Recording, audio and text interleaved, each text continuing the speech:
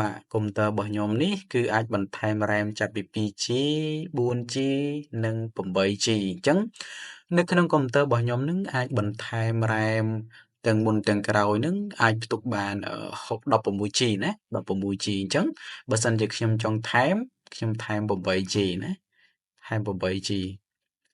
បាទជំរាបសួរសួស្តីបងប្អូនទាំងអស់គ្នា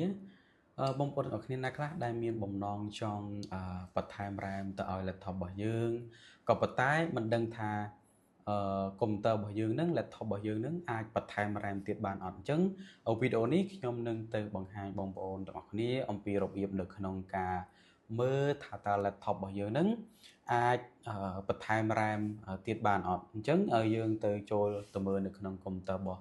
យើងទាំងអស់គ្នាបាទឥឡូវនេះគឺយើងចូលមកកាន់កុំព្យូទ័ររបស់យើងកុំព្យូទ័ររបស់ខ្ញុំនេះគឺជាប្រភេទកុំព្យូទ័រ Mac Dell ណា Mac Dell ហើយបើសិនជាបងប្អូនកុំព្យូទ័រផ្សេងបងប្អូនអាច download កម្មវិធីនេះបានណាដោយគ្រាន់តែចូលទៅកាន់ Google បងប្អូនវាយពាក្យនេះមកណាAWININFO 64 bit នឹងមកណាកុំព្យូទ័ររបស់បងប្អូន32 bit បងប្អូនវាយពាក្យដាក់កន្លែង64នេះទៅជា32 bit វិញមកណាហើយចុចពាក្យថា search ហ្នឹងហើយបងប្អូន download វាមកណាគឺ download វាស្រួលទេណាបងប្អូនទាំងគ្នាអូខេនៅពេលដែលយើង download បានហើយបងប្អូនអាច install វាមកណា install វាអញ្ចឹងខ្ញុំ install ហើយអញ្ចឹង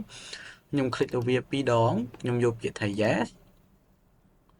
ហើយខ្ញុំចុចពាក្យថា start នេះណាចុចពាក្យថា start អញ្ចឹងវាចេញផ្ទាំងកម្មវិធីឲ្យយើងហើយខ្ញុំចុចបិទវាសិនមកបងប្អូនចូលមកកាន់ memory របស់យើងនេះណាអញ្ចឹងវាបង្ហាញហើយនេះ maximum support memory ណាកុំព្យូទ័ររបស់ខ្ញុំបច្ចុប្បន្នគឺមានទំហំ memory គឺ 8G ណា 8G អញ្ចឹង memory របស់ខ្ញុំគឺមាន channel support ចំនួន2ប៉ុន្តែបច្ចុប្បន្ននេះគឺការប្រើប្រាស់របស់ខ្ញុំគឺមានតែមួយទេអញ្ចឹងមានន័យថាកុំព្យូទ័ររបស់ខ្ញុំនឹងអាចបន្ថែមបានRAM មួយទៀតណាអាចបន្ថែមបានមួយទៀតអញ្ចឹងយើងចូលមកកាន់ motherboard នេះ motherboard នេះបង្ហាញអំពី brand name កុំព្យូទ័ររបស់ខ្ញុំណាពី brand name កុំព្យូទ័ររបស់ខ្ញុំ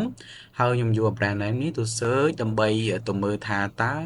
ប្រភេទ Mac កុំព្យូទ័ររបស់ខ្ញុំនេះអាចបន្ថែម RAM ចំនួនប្រមាណយ៉ាងធំណាយ៉ាងធំអូខេខ្ញុំយកទៅចូលមកកាន់ Google ហើយខ្ញុំចុចវាណាកន្លែងនេះគឺខ្ញុំវាយ model របស់ខ្ញុំនេះដែល latitude នេះ E7450 នេះខ្ញុំចុចពាក្យថា search នឹងមកណាចុចពាក្យថា search នឹង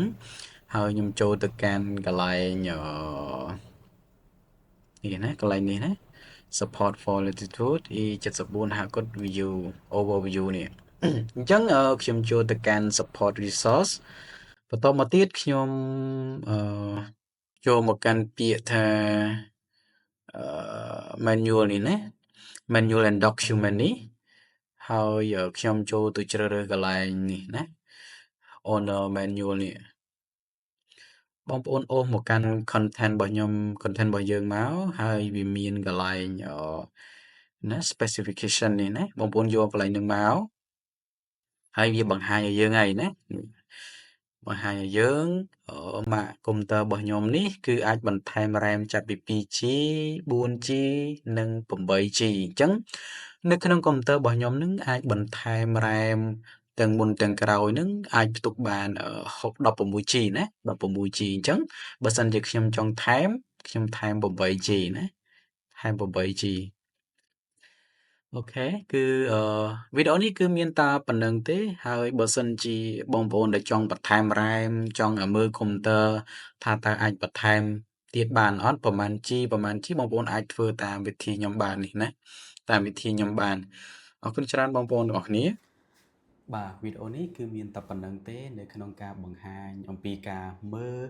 នៅក្នុងកុំព្យូទ័ររបស់យើងនឹងអាចបន្ថែម RAM ទៀតបានអត់អញ្ចឹងបើសិនជាបងប្អូនមានចម្ងល់ឬក៏មានសំណួរអីបងប្អូនអាច comment សួរនៅខាងក្រោមវីដេអូនេះបានអញ្ចឹងយើងនឹងជួបគ្នានៅវីដេអូក្រោយបន្តទៀតអរគុណច្រើនបងប្អូនទាំងអស់គ្នាជម្រាបលា